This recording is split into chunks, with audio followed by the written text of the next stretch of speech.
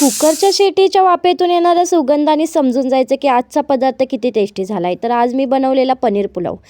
तर त्यासाठी सर्वात पहिलं कुकरमध्ये तेल ओतलं आणि त्याच्यामध्ये पनीरचे बारीक पीस करून असे फ्राय करून घेतले.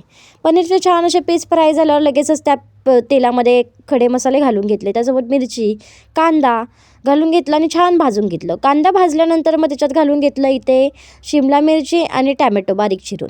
त्यानंतर तेही छान तेलामध्ये फ्राय करून घेतलं. मग त्याच्यात घातलं आपल्या घरातले बेसिक मसाले, तिखट, हळद, मीठ आणि त्यासोबत थोडीशी कस्तुरी मेथी.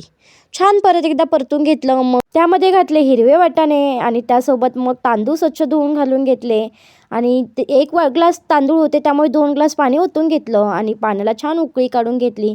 आता पाण्याला उकळी आल्यावरच त्याच्यात पनीर घातलं. त्यासोबत थोडंसं तूप घातलं म्हणजे भात कसा फळफळीत होतो. लगेचच कुकरला झाकण लावलं, 3 शिट्ट्या काढून घेतल्या. थंड झाल्यावर कुकर असा भात तयार होता. मग मस्त भात खाऊन घेतला. कशी वाटली मग रेसिपी?